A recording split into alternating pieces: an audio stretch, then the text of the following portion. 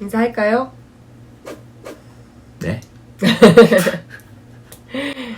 금방 각기춤 추시는 줄 알았습니다. 시작. 안녕하세요. 네, 안녕하세요. 큐티하는 무쇠 부부입니다. 네. 무쇠에서 무를 맡고 있는 무혁, 새를 맡고 있는 새희, 무 새. 부부입니다. 네. 일주일 동안 큐티 중에 가장 좋았던 큐티를 여러분들과 함께 나누는 그런 식으로 좀 가면 어떨까. 네. 저희는 계속 변화하고 있기 때문에요. 네, 오늘까지 어떤, 말씀 중에서 네. 저는 무화과 나무 네. 사건이에요. 마가복음 11장 12절 말씀부터인데 이 말씀을 보면은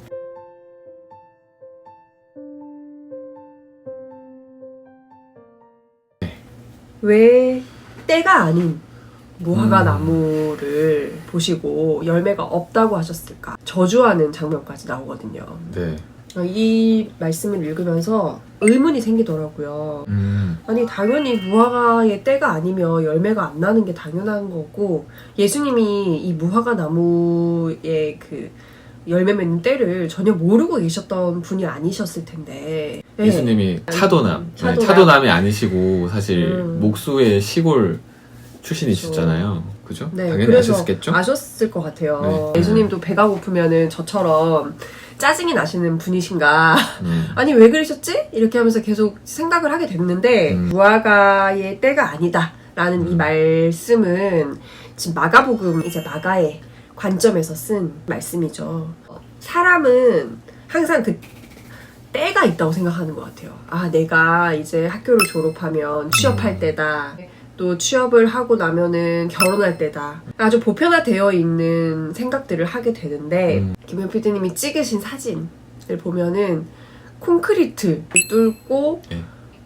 꽃을 피운 꽃이나 사막에서 사막에, 꽃이 피어난 그런 장면들. 그 꽃이 정말 어떤 환경에도 필 수 없는 꽃이에요. 이런 환경에서는. 근데 너무 예쁜 꽃을 피우거든요. 그런 사진들을 요즘에 보면서 아 정말 아름답다라는 생각을 많이 해요. 네, 그래서 이 무화과 나무의 이 때를 말씀하시는 것은 하나님께서 우리의 때를 정하시고 또 하나님이 우리를 만나실 그때에 우리가 열매 맺어 있었으면은 항상 꽃 피어져 있었으면은 하는 그런 마음으로 말씀하신 게 아닌가라는 생각을 하게 됐거든요.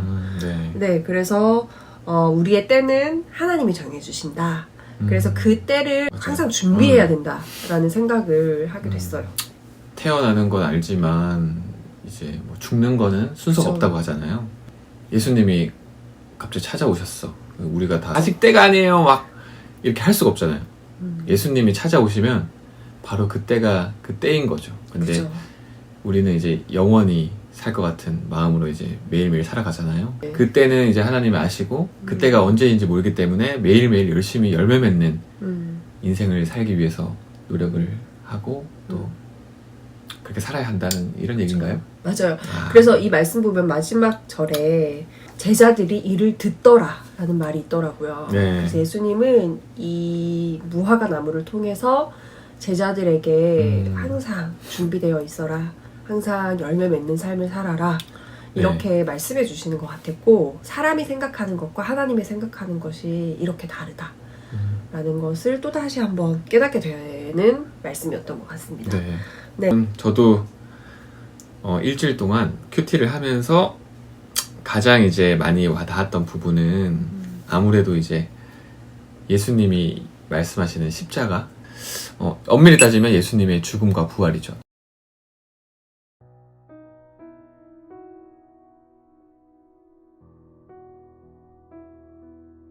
예수님이 보니까 이제 마가복음에서 총 3번 그 제자들에게 본인의 죽음과 이제 부활하심에 대해서 알려주시는데 제자들이 9장 32절의 말씀을 보면은 이 말씀을 듣고도 깨닫지 못하고 그리고 심지어 묻기도 두려워. 예수님께 이게 어떤 거냐고 묻기도 두려워하는 이런 모습을 보여주더라고요. 제가 묵상을 하다가 이게 그렇게 이해하기 어려운 일인가? 이해하기 어려워서 깨닫지 못하는 걸까? 근데 그게 아닌 것 같더라고요. 깨닫지 못한 게 아니고 깨달으려고 하지 않은 게 아닌가라는 생각이 들었어요. 왜냐하면 제가 조금 지난주로 좀 약간 점프를 한번 해보면요. 지난주로 첫 번째 이제 예수님이 그 제자들한테 순환에 대해서 얘기를 하시는 장면이 나오거든요. 너무 이제 유명하죠. 사실 그 전에 베드로가 나를 누구라 하느냐 물었을 때 주는 그리스도시요 살아계신 하나님의 아들이시라 라고 이제 멋진 대답을 하고 이제 뒤에 바로 개 털리는 장면이 나오는데 오지게 털리죠? 네, 오지게 털리는 장면이 나오는데 이어서 34절에 보면 무리와 제자들을 불러 이르시되 누구든지 나를 따라오려거든 자기를 부인하고 자기 십자가를 지고 나를 따를 것이니라. 계속 읽어보면 누구든지 자기 목숨을 구원하고자 하면 잃을 것이요 누구든지 나와 복음을 위하여 자기 목숨을 잃으면 구원하리라.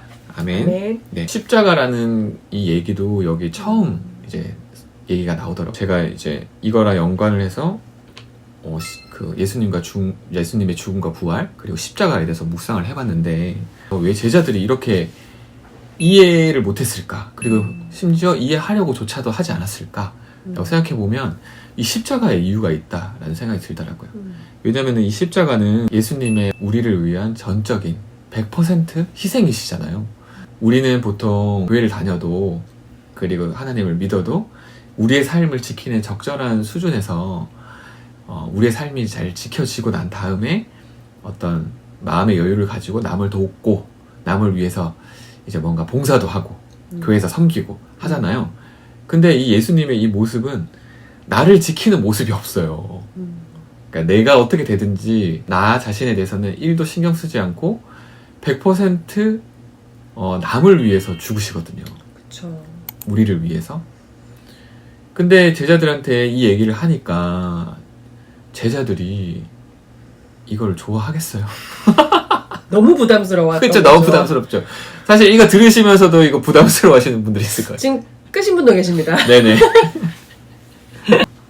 왜냐면 이게 정상인 것 같아요. 이 십자가에 대한 이야기를 이제 제대로 만약에 들었다면, 아니, 과연 이 세상에 어떤 이제 사람이 자기를 1도 돌보지 않고 남을 위해서 완전히 자기 자신을 던지라는 얘기인데, 저희는 가정도 있잖아요.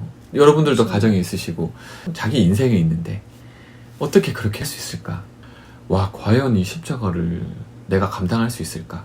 내가 정말 남을 위해서 우리의 것을, 우리 물론 아무것도 없지만 그래도 뭔가 갖고 있고 없고의 소유를 떠나서 그쵸. 내 자신을 지키고자 하는 마음을 완전히 없애버리고 모든 노력과 시간을 남을 위해서 다 사용할 수 있을까? 라는 이런 생각을 하면서 정말 할 수 없겠다 라는 생각이 들더라고요. 그랬는데 제자들도 똑같이 그렇게 물어봤는데 예수님이 이렇게 대답을 하시는 거죠. 그래, 너희 못하는 거 내가 알아. 다 안다. 알고 있어. 근데 너희는 못하지만 하나님께서는 하실 수 있어. 그래서 이 말씀을 보면서 자칫 그냥 하나님을 너네가 간단히 믿기만 하면, 믿는다고 고백만 하면, 물론 실제로 성경에 그렇게 쓰여 있기도 하지만 구원을 얻을 수 있어, 이렇게 생각을 할 수 있지만 저한테는 이렇게 다가오더라고요. 그냥 단순히 내가 입으로 하나님, 예수님 믿습니다 해서 구원 받는 게 아니라, 너네가 십자가를 질 수 없지, 나도 다 알아. 하지만 내가 너희에게 그 할 수 없는 그 십자가를 지는 일을 할 수 있게 해주겠다. 하나님으로서는 할 수 있다고 했잖아요. 그렇죠. 성령님을 통해서 할 수 있게 해주겠다 라고 얘기하시는 것 같았어요. 그래서 우리는 어떻게 보면은 십자가를 빼놓고 생각을 할 경우가 많죠. 실은 성령님을 통해서 예수님이 정말 우리에게 해주겠다고 한 거는 아주 가볍고 쉬운 구원이 아니고, 너가 너 자신을 부인하고 십자가의 길을 가는 것을 내가 도와줄게 라고 얘기하시는 것 같더라고요. 네, 정말 하나님하고 저희는 평행선, 네, 진짜 하나님 쪽으로 갈 수가 없는 존재인 것 같아요. 근데 그 사이를 정말 예수님이 딱 십자가로 이렇게 연결해 주셨던 게 아닌가. 이렇게 그렸네요. 그렸었죠. 이렇게 그렸었지. 네, 하나님, 맞아요. 우리, 가운데 십자가. 네, 평행선을 달리고 있는 맞아요. 하나님과 우리 사이를 이제 십자가를 통해서 건널 수 있는. 네, 네. 사실 우리가 십자가 이런 얘기, 우리 믿음 생활 조금 하신 분들은 정말 많이 전도 이렇게 본인이 하실 때도 이 얘기를 많이 쓰셨고 너무 익숙한 네. 그림이기도 한데 이번 큐티에서 이 십자가는 좀 저희에게 되게 다르게 다가왔어요. 네. 이 십자가에 숨겨져 있는 비밀에 대해서 좀 음. 더 얘기해 주세요, 주님. 더 얘기해 주세요 하면서 네네. 고민을 해봤던 시간이었던 것 같고 네. 예수님이 하고 많은 방법 중에서 왜 십자가를 택하셨을까? 그런 그쵸? 얘기도 많이 했었잖아요. 네, 왜 하필 그냥 십자가? 돌에 쳐서 죽었던 스웨덴? 스웨덴? 스데반. 아, 스테반. 스데반. 너무, 네네. 스데반 집사님도 계셨고. 네. 그리고 진짜 다양한 네. 방법도 많았을 텐데, 그리고 그때 뭐 참수형도 있었고. 네. 정말, 근데 그게 다양한 네. 이제 사용 방식이 있었겠죠. 저는 예전에는 이렇게 생각했는데, 십자가에서 매달려 죽는 게 가장 뭔가 고통스럽고, 네, 또 그런 것도 수치스럽고, 있었죠. 네. 뭔가 제일 그런 게 아니었을까. 그래서 예수님이 택하셨나? 라고 처음에 생각을 했었거든요. 네. 근데 저희가 이거에 대해서 많이 궁금했었잖아요. 그쵸, 많이 그쵸. 생각을 하고. 그것도 많이 묵상을 했었죠. 그것도 왜 정말 하필 많이 십자가인가? 왜 하필 십자가인가? 네네. 근데 요거 이번 영상에서 좀 얘기하면 어떨까요? 요거는 궁금하시면은 저희의 묵상을 다음 편에 하도록 하겠습니다. 너무 길어지면 좀 부담스러워 하실까봐. 이거 꾼인데요, 이거 완전. 근데 안 궁금해 하실 수도 있어. 십자가 너무 부담스러워서 이제 그만 보고 싶어요. 이렇게 하시는 분들도 있을 수 있어요. 아니 근데 진짜 궁금하지 않으세요, 여러분? 네, 왜 하필 십자가인가? 네, 그리고 또 이런 묵상도 있죠. 왜 하필 사흘 만에 그죠? 부활하셔야만 왜 하필? 했을까? 왜 하필? 왜 하루 하필? 이틀 사흘 3일 만에. 네. 3일 만에 그거 왜... 같이 갑시다. 아, 네, 그거 2개. 네. 네, 우리 저희의 얕은 묵상이니까 네. 참고 정도만 하세요, 여러분. 스웨덴이라고 하잖아요, 제가.